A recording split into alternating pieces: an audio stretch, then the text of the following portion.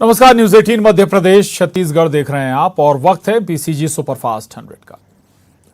भोपाल की ज्योति रात्रे ने एक बार फिर बनाया रिकॉर्ड। 52 साल की उम्र में 39 दिनों के भीतर 2 महाद्वीपों की चोटियों को किया फतेह। ज्योति रूस की एल्ब्रुस के बाद अफ्रीका की किलिमंजारो पहुंची। किलिमंजारो पर तिरंगा फहराकर गाया राष्ट्रगान। भोपाल में उमा भारती के बंगले पर सीएम शिवराज ने की उमा से मुलाकात। सीएम ने उमा भारती के साथ किया पौधारोपण। ओबीसी आरक्षण की सियासत के बीच अहम मुलाकात। ऊर्जा मंत्री प्रद्युम्न सिंह तोमर का 2 दिनों के दौरे पर पहुंचे। टीकमगढ़ निवाड़ी पावर हाउस परिसर में जन चौपाल लगाकर सुनी लोगों की समस्याएं। काम में लापरवाही बरतने वाले अधिकारियों की लगाई क्लास। होशंगाबाद में रेत से जुड़े विवाद को लेकर 2 पक्ष के लोगों ने की डंडों से मारपीट। झगड़ा सुलझाने गई पुलिस टीम पर भी हमला। 2 लोग हिरासत में, एक पक्ष के 5 नामजद सहित अन्य लोगों के खिलाफ केस दर्ज। इंदौर में एमपी की पहली महिला बस ड्राइवर ऋतु नरवाले ने सवारियों को लेकर निरंजनपुर से राजीव गांधी चौराहे तक चलाई पिंक बस। बस में सवार महिलाओं ने महिला सशक्तिकरण का दिया संदेश।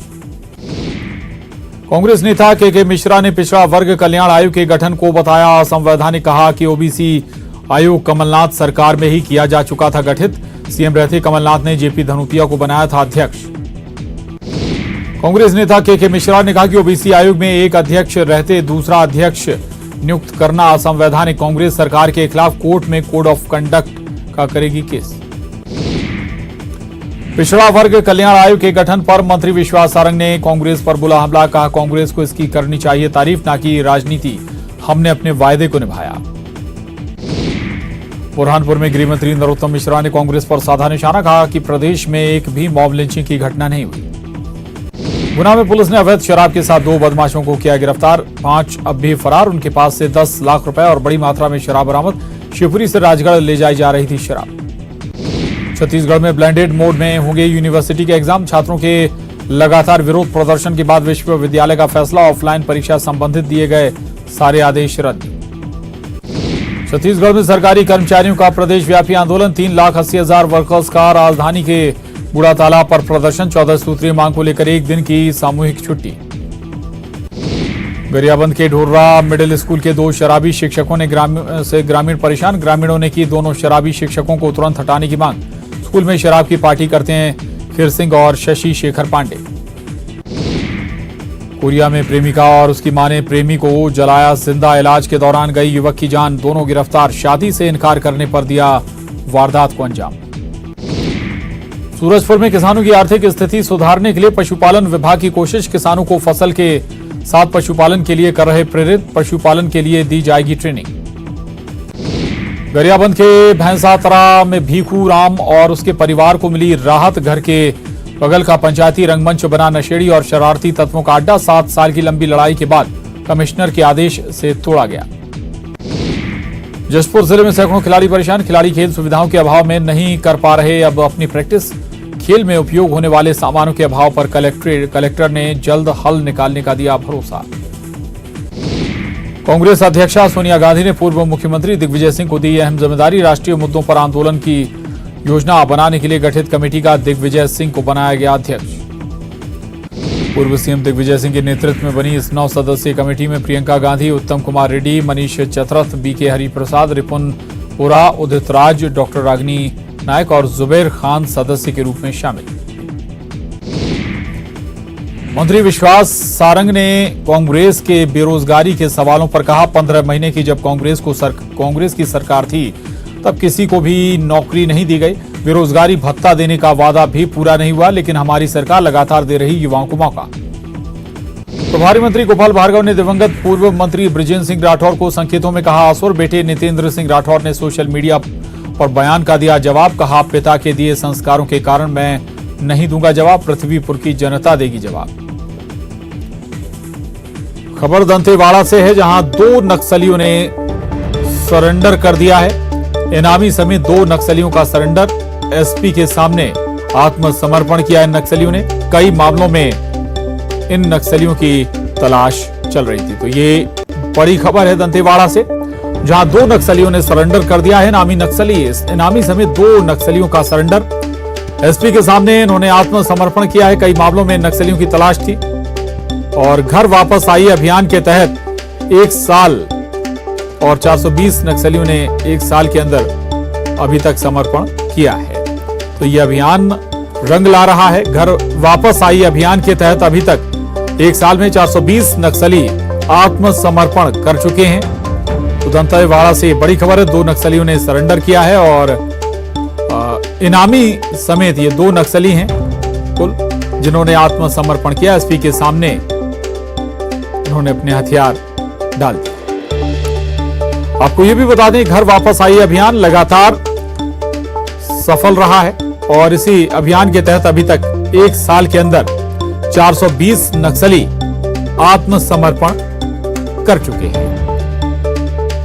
और आपको ये भी बता दें कि आत्मसमर्पण करने वाले जो नक्सली हैं उन्हें दोबारा आम जीवन में, सामाजिक जीवन में लाने के लिए सरकार के कई प्रयास होते हैं। कई तरह से उन्हें मदद दी जाती है, लाभान्वित किया जाता है। और ये 2 नक्सली जिन्होंने आज आत्मसमर्पण किया घर वापस आइए अभियान के तहत।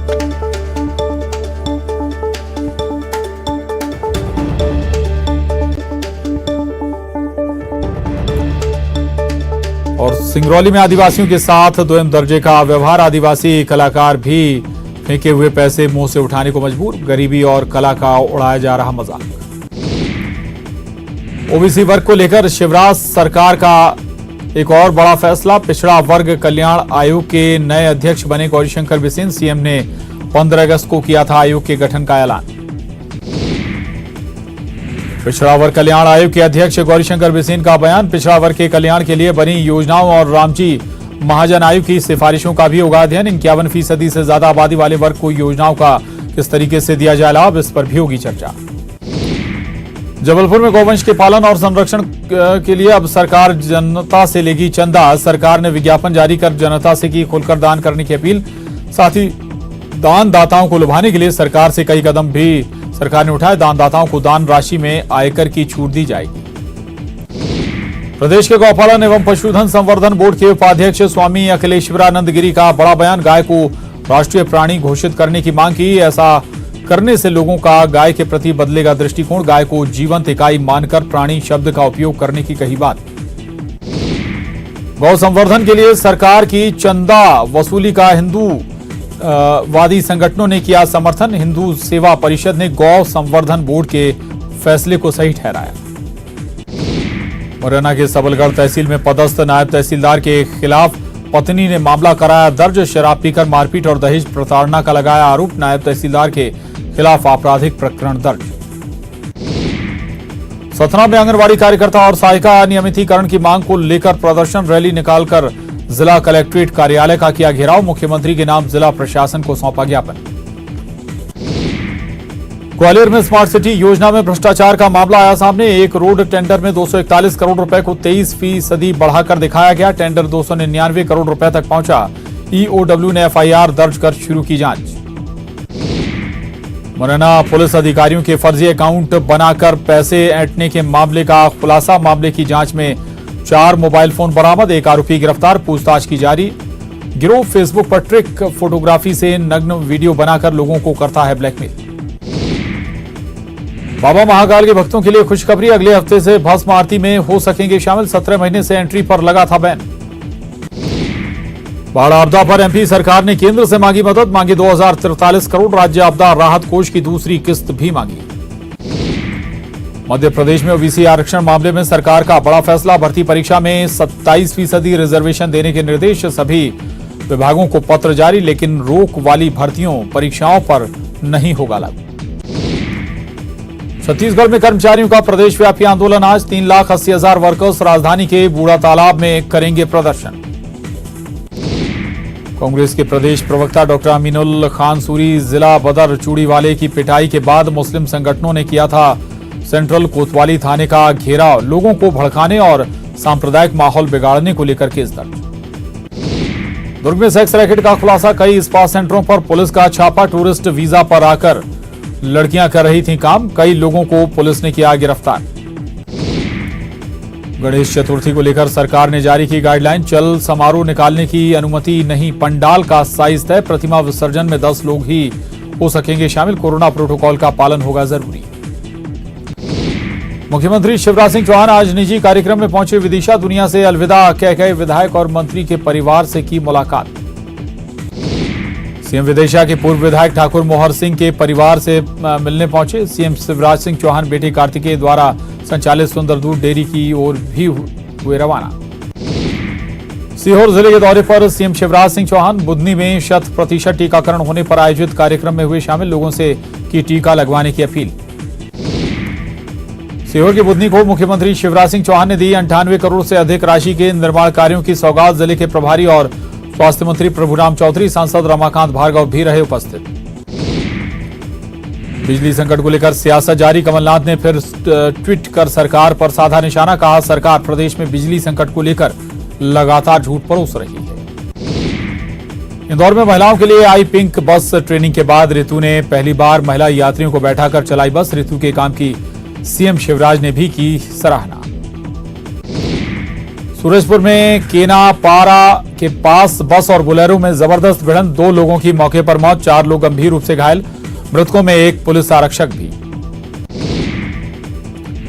जबलपुर के शिवम तिवारी को चुना गया भारतीय जनता युवा मोर्चा का प्रदेश उपाध्यक्ष। नए प्रदेश उपाध्यक्ष ने कहा, 2023 विधानसभा चुनाव में युवाओं की होगी भागीदारी। दतिया के इंदरगढ़ तहसील में किसानों और बाढ़ पीड़ितों की समस्याओं को लेकर कांग्रेस ने किया आंदोलन। ज्ञापन लेने नहीं पहुंचा कोई अधिकारी तो ग्वालियर रोड पर किया चक्का जाम। मंडला के रानी दुर्गावती वार्ड में शिवाजी चौराहे पर सौंदर्यीकरण में लापरवाही को लेकर लोगों में नाराजगी। नगर पालिका में जमकर किया हंगामा। लापरवाही और भ्रष्टाचार के आरोप में फूंका पुतला। रिश्वत लेते पकड़ा गया विदिशा की सिरोंज नगर पालिका का सब इंजीनियर। भोपाल लोकायुक्त की टीम ने 20,000 की रिश्वत लेते सब इंजीनियर अरशद खान को रंगे हाथों किया गिरफ्तार। टीकमगढ़ में नाबालिग लड़की से 1 साल से दुष्कर्म कर रहा था शख्स। लड़की के गर्भवती होने पर हुआ मामले का खुलासा। परिजनों ने थाने में दर्ज करवाई शिकायत। आरोपी पुलिस की गिरफ्त में। और यहां रुक रहे हैं एक छोटे से ब्रेक के लिए, जल्द लौटेंगे।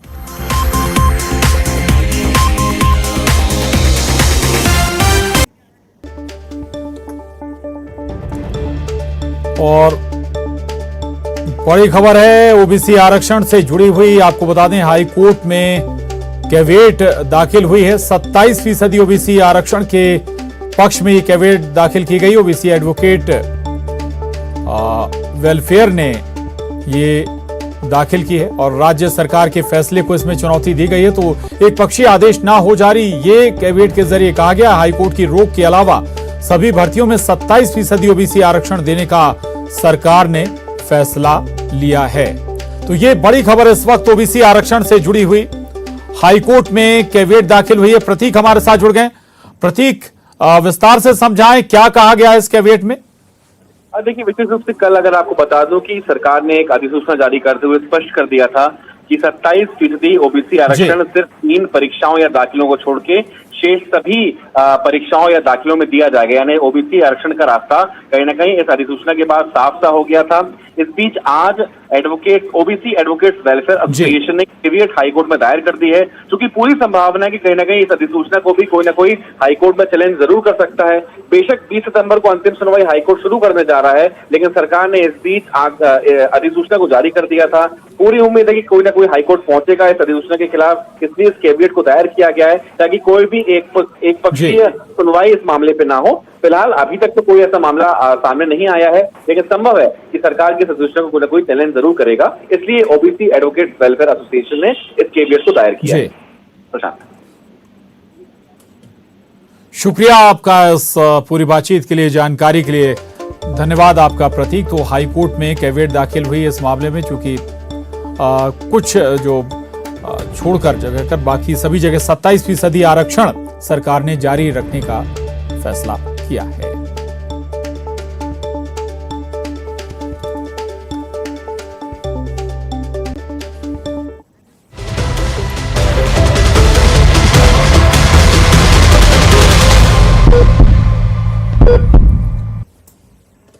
और बात सेहत की। सबसे बड़े नेटवर्क पर आपकी सेहत की बेहतरी की मिशन, जिसका नाम है सबकी सेहत सबसे जरूरी, जिसमें हम पड़ताल कर रहे हैं बुनियादी स्वास्थ्य सेवाओं की, सुविधाओं की, खोज रहे हैं चुनौतियों को जो बाधा बन रही हैं आपके और सरकार के लिए। इस मिशन में आज जानेंगे आगर मालवा का हाल।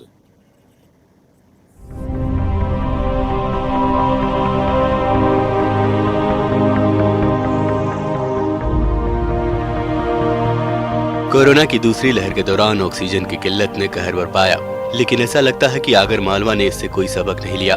जिला अस्पताल में मई तक ऑक्सीजन प्लांट लगाना था, लेकिन अब तक ऑक्सीजन प्लांट चालू नहीं हो पाया है। हालांकि सीएमएचओ का कहना है कि प्लांट जल्द चालू हो जाएगा।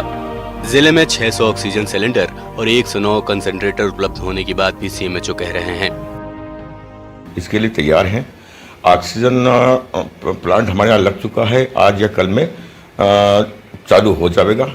हमारे पास 600 करीब सिलेंडर है ऑक्सीजन के, वो ऑलरेडी भरे हुए हैं और हमारे पास में 109 कंसंट्रेटर है जो चालू हालत में है। उसकी हमने जांच कर लिया है, कोई कमी नहीं है।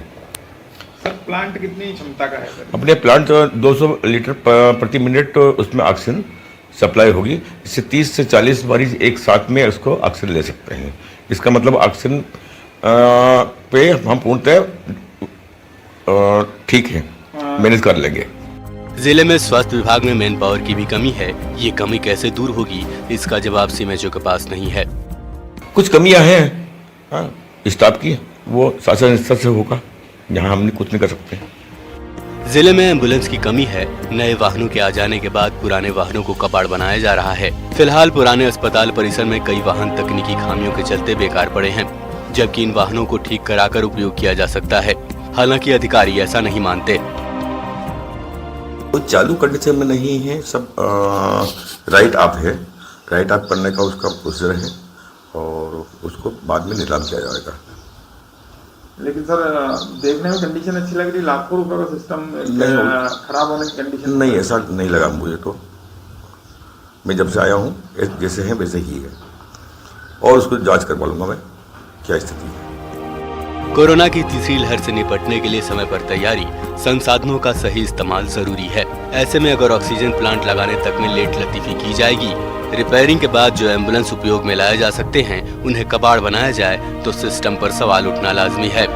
रजनीश सेठी, न्यूज़ 18, आगर मालवा।